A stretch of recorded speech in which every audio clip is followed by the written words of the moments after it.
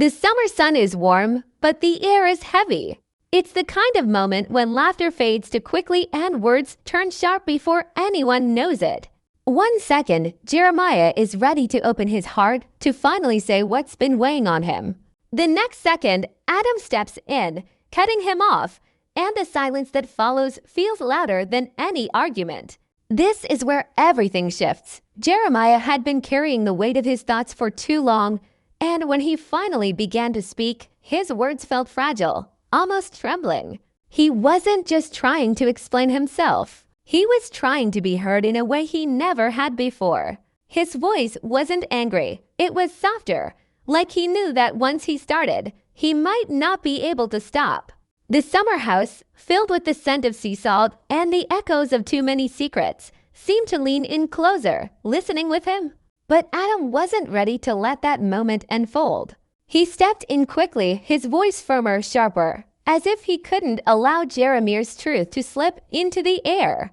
The cutoff wasn't just in the words, it was in the sudden change of mood, in the way the air seemed to tighten around them. Everyone nearby felt it. It was like a door had been slammed shut, even though no one moved. Jeremiah stopped mid-sentence, his thoughts suspended, his eyes wide with disbelief. He wasn't just silenced, he was dismissed. And in that pause, in that slice of silence, Adam had taken control. The tension didn't fade after Adam cut him off. If anything, it only grew heavier, like storm clouds gathering above a still ocean. Jeremiah stood frozen, his unfinished words clinging to the air, but already starting to vanish like smoke. He wanted to speak again, to fight back for his chance to be heard, but the weight of Adam's interruption pressed down harder than any shout could. It wasn't just about the words, it was about power. Adam's timing was deliberate, almost surgical, as though he had been waiting for that exact moment, ready to strike before Jeremiah could peel back the truth. And now the truth sat trapped behind his lips, choking him. Jeremiah's chest rose and fell quickly, his hands curling slightly at his sides. He thought about saying something anyway, about pushing through Adam's wall of control, but there was a history between them that made it complicated. Adam wasn't just a brother, or a friend, or a rival. He was all of those things wrapped together, an unshakable figure who knew exactly how to cut deepest without lifting a hand. And Jeremiah had felt that sting before. That's why his silence now wasn't just shock, it was a wound reopening. The room seemed smaller, hotter. The soft hum of a fan somewhere in the corner felt too loud, as if it were mocking Jeremiah's quiet. He tried to breathe slowly, tried to tell himself that maybe Adam hadn't meant to sound so sharp, but he couldn't lie to himself. He knew better. Adam's voice carried a firmness that didn't allow for misunderstandings. It wasn't an accident. He had wanted to shut the moment down, and he had succeeded. Inside Jeremiah, emotions collided. Anger swelled, first hot, fast, demanding release, but just beneath it was something softer, almost heartbreaking. It was disappointment. He had thought maybe this time Adam would let him finish, let him own his truth without interruption. But once again, Adam had drawn the line in the sand, taking control of the story before it even had the chance to unfold. Jeremiah's disappointment wasn't only in Adam, it was in himself too. For staying quiet, for freezing, for letting the silence when Adam, on the other hand, stood tall, his expression unreadable. To anyone else, he might have looked calm, composed, almost detached. But deep down, there was a storm inside him too. Cutting off Jeremiah hadn't come without cost. His voice might have sounded confident, but his mind replayed the words he had stopped before they could take shape. He wondered what Jeremiah had been about to say, and whether silencing him had been the right choice. But he couldn't let that doubt show. Adam had built his whole life on control, on being the one who never faltered. And in that moment, control mattered more than compassion. The space between them thickened with things unsaid. Every second that passed only made it worse. Jeremiah's eyes stayed fixed on Adam, searching for even a flicker of softness, some sign that he hadn't been completely dismissed. But Adam's gaze was steady, guarded, a locked door with no key in sight. That was the hardest part, not the interruption, not even the silence, but the way Adam held himself as though Jeramir's words would never matter. And yet, deep down, both of them knew the truth hadn't disappeared. It was still there, pressing against Jeramir's chest, begging to break free. The silence didn't erase it only sharpened it. And now that silence had become its own kind of weapon. Every heartbeat, every breath in that suffocating moment only deepened the fracture between them. Jeremiah wanted to scream, to throw the words out anyway, even if Adam set him down again. But he stayed still. He told himself he was waiting for the right time, but in reality, fear held him back. Fear that Adam would not only interrupt him again, but crush what little dignity he had left. Fear that his truth would be drowned by Adam's control, just like it always had been. The summer house had seen its fair share of arguments, whispered confessions, and broken hearts. But this silence, this invisible battle, felt different. It wasn't loud, yet it carried more weight than any shouting match ever could. For everyone else, it might have seemed like a small moment, one brother cutting off another. But for Jeremiah, it was a crack spreading across the foundation of everything he believed about love, loyalty, and family. And for Adam, it was proof that sometimes control came at the cost of connection. Neither of them said another word. But in that unspoken exchange, the distance between them stretched wider than it ever had before. The silence that lingered after Adam's interruption was no longer empty, it was alive. It buzzed, it pressed down. It made Jeremiah feel like he was standing inside a cage built out of words that had never been spoken.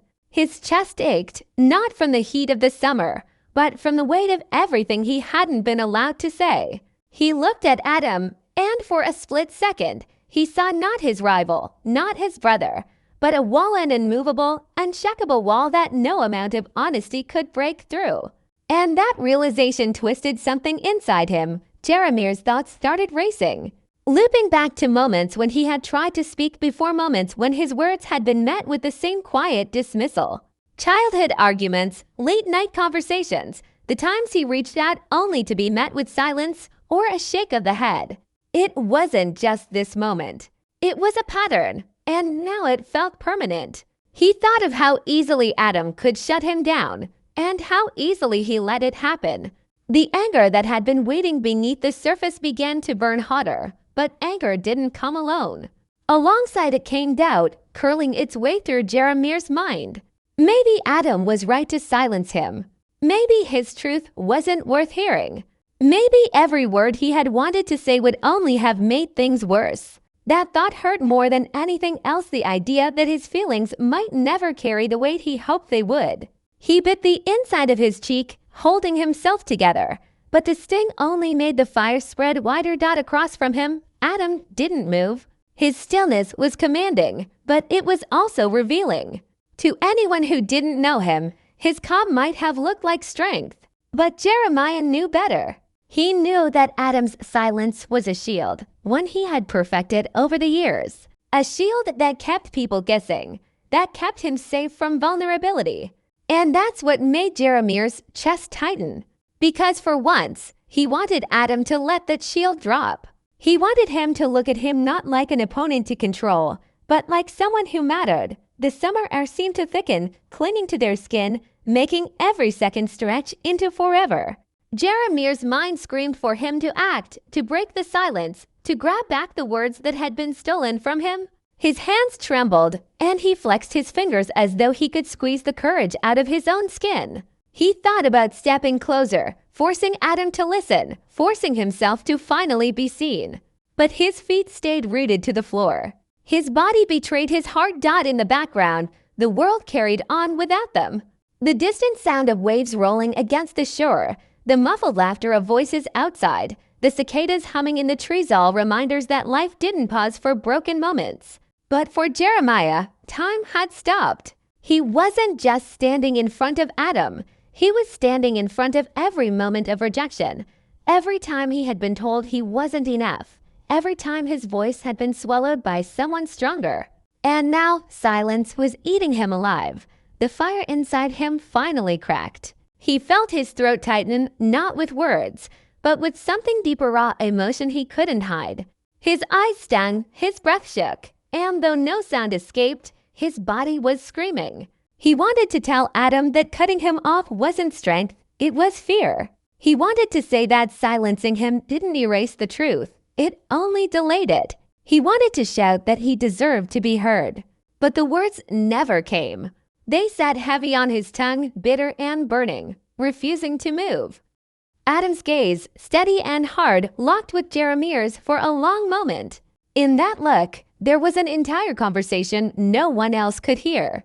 Jeremiah's eyes asked, "Why won't you let me speak? Why don't I matter?"